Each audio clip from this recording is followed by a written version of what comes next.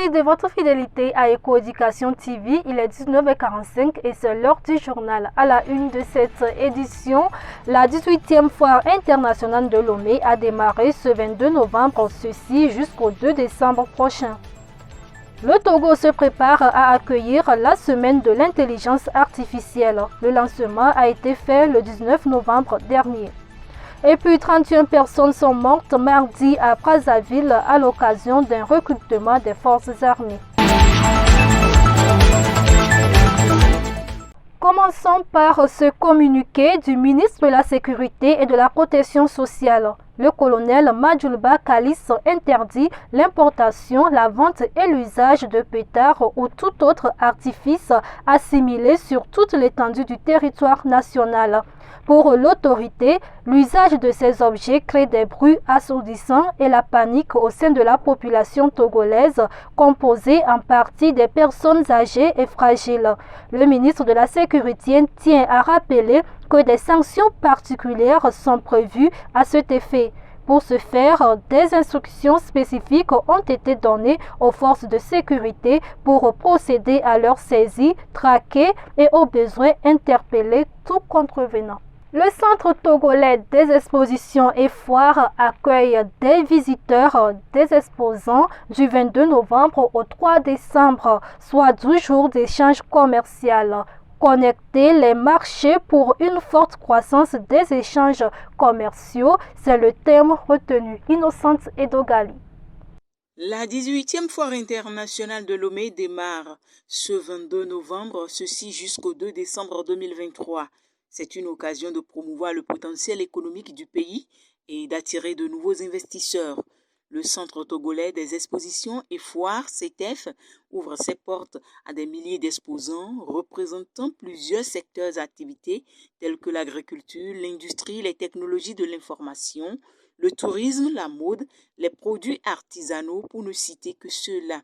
Des conférences, des ateliers et des présentations seront faites par des experts pour favoriser les échanges de connaissances et promouvoir le développement économique.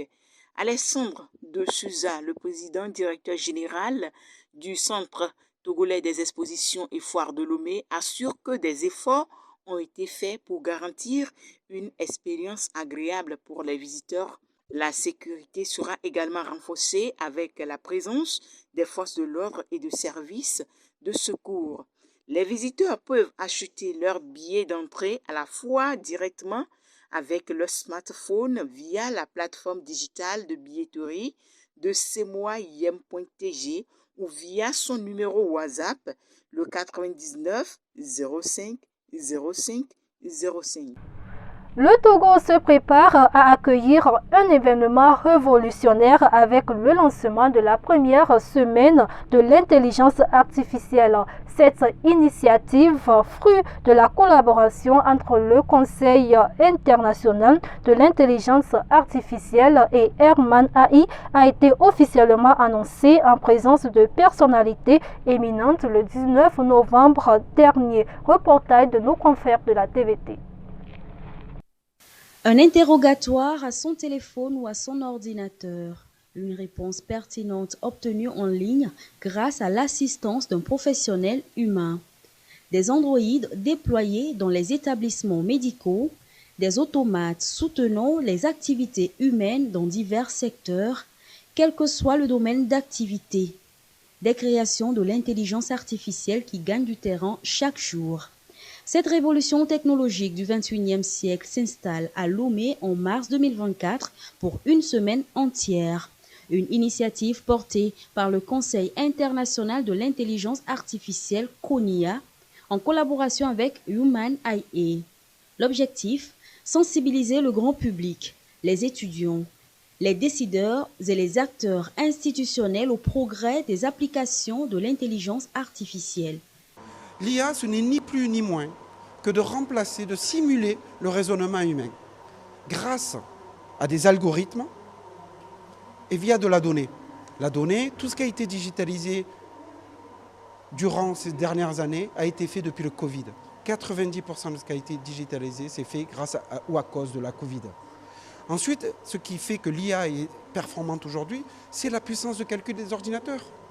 Imaginez, votre smartphone est beaucoup plus puissant aujourd'hui qu'il y a 30 ans du plus grand ordinateur qui existait. Donc la technologie est là. C'est la première édition de l'événement que le Togo accueille avec honneur. Cela met en lumière l'importance de l'Afrique dans le paysage technologique mondial et son potentiel en tant que pôle d'innovation en intelligence artificielle.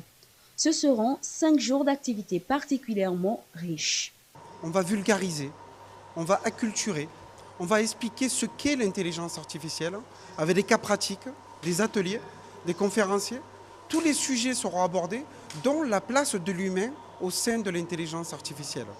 Et nous démontrerons tout notre savoir-faire, tout le savoir-faire et toutes les formations et les outils qui seront mis en place.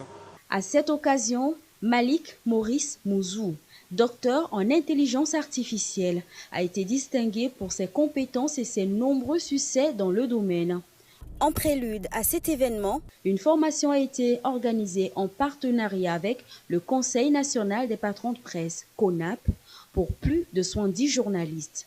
Cela leur a permis d'acquérir une compréhension claire des enjeux stratégiques de l'intelligence artificielle et de son contexte mondial afin de communiquer efficacement sur le sujet.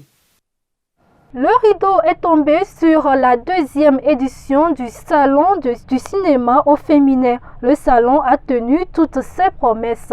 C'est sur une note de satisfaction que cette seconde édition a pris fin ce dimanche, le 19 novembre à Lomé. Innocente Edogali nous en dit plus.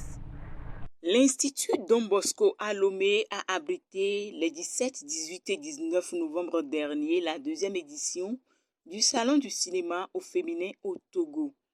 Placé sous le thème Cinéma et cohésion sociale, ce salon a pour objectif de montrer la présence et promouvoir l'expertise des femmes du 7e art et de l'audiovisuel. Comme l'indique si bien le thème choisi, ce salon veut apporter sa contribution à la consolidation de la paix au Togo par le biais du cinéma. Le domaine du 7e art est resté longtemps très masculinisé et le salon du cinéma au féminin vise à faire tomber les barrières pour encourager l'émergence des femmes cinéastes aguerries. Plusieurs films ont été exposés lors de cette rencontre et les meilleurs ont été primés. Les éperviers du Togo ont fait match nul contre le Sénégal mardi 21 novembre 2023 au stade de Kégué à Lomé, un match comptant pour la 2e journée des éliminatoires de la Coupe du Monde FIFA 2026. Rappelons que le Togo abrite du 23 au 26 novembre 2023 la 2e édition du championnat scolaire zone UFOA B.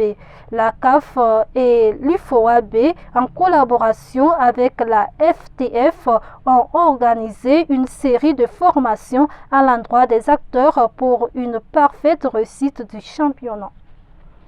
L'Université Laval de Québec, haut lieu d'immigration scientifique et économique, le Québec est de plus en plus apprécié par les étudiants issus du monde entier et notamment d'Afrique du fait de leur maîtrise de la langue française qui est pratiquée dans cette province. Suivez. Le Québec est de plus en plus prisé par les étudiants issus du monde entier et notamment d'Afrique du fait de leur maîtrise de la langue française qui est pratiquée dans cette province du Canada, terre traditionnelle d'immigration du fait de certains facteurs, notamment sa faible densité de population, de sa position géographique, de sa qualité de vie et de son potentiel économique.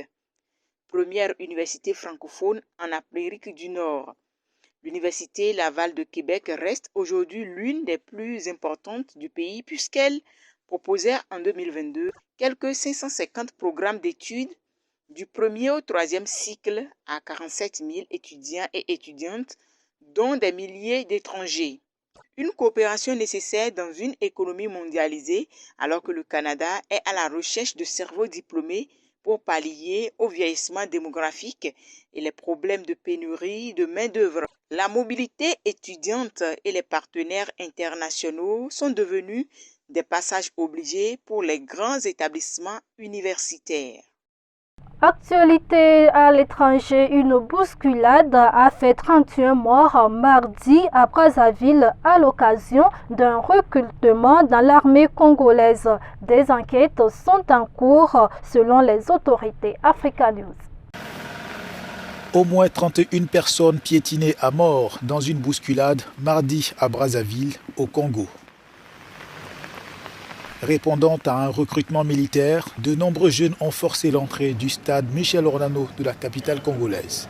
Il ressort des éléments portés à la connaissance de la cellule de crise, que le bilan des victimes est révisé et détaillé ainsi qu'il suit. Nombre de décès, 31, soit 29 corps identifiés et 2 corps en cours d'identification. Une enquête administrative mixte, police-forces armées congolaises, a été ouverte. Elle devra déterminer les causes du drame et rendre ses conclusions dans les tout prochains jours. Les réseaux sociaux font écho de l'horreur et les blessés pris en charge au CHU de Brazzaville. C'est juste la foule qui s'est empressée devant le portail. Et puis les gens étaient tellement nombreux qu'on ne pouvait pas tous rentrer. Et puis les autres sont tombés et puis les autres marchaient sur les autres. C'est ce qui a causé l'accident. Toute la foule qui était derrière moi sont venus tomber sur moi. Et après, je ne sais pas qu'est-ce qui s'est arrivé. Je me retrouvais dans l'ambulance. Dans les mêmes conditions, en 2011, 7 personnes avaient été tuées lors d'un festival de musique et 150 autres piétinées à mort en 1994 dans une église essayant d'éviter une tempête dans la capitale congolaise. Les Libériens se réjouissent de la défaite du président sortant et légende du football George Weah face au leader de l'opposition Joseph Boakai à l'issue d'un second tour serré de la présidentielle. Africa News. Les Libériens se réjouissent de la défaite du président sortant et légende du football George Weah face au leader de l'opposition Joseph Boakai à l'issue d'un second tour serré de la présidentielle. Il s'agit de la deuxième passation de pouvoir pacifique d'un gouvernement démocratiquement élu à un autre en l'espace de 2 décennies. Je suis très heureuse que le président ait accepté sa défaite parce qu'il savait très bien qu'il n'avait jamais été bon. Maintenant, il veut prouver aux Libériens qu'il les aime en l'acceptant, puisque sans cette reconnaissance, nous retournerions à la guerre et nous ne voulons pas y retourner. Je sais que par la grâce de Dieu, il travaillera très dur pour apporter un changement au Libéria parce qu'il l'a dit. Il veut mettre le Libéria en évidence sur la carte du monde. Il veut mettre le Libéria au premier plan. Il veut faire ce qui est juste pour ce pays, contrairement à tout ce qui s'est passé et qui n'était pas juste. Les observateurs de l'Union européenne, de la communauté des États d'Afrique de l'Ouest ainsi que les États-Unis ont salué la victoire de Joseph Boakai ainsi que l'acceptation pacifique des résultats par le président sortant George Weah. Des dizaines de partisans de Boakai ont célébré les résultats en dansant devant l'un des bureaux de son parti dans le quartier de Fiamma, à Monrovia. C'est la fin de cette édition. Merci à vous qui l'avez suivi. Excellente soirée en compagnie de nos programmes sur Éco Éducation TV.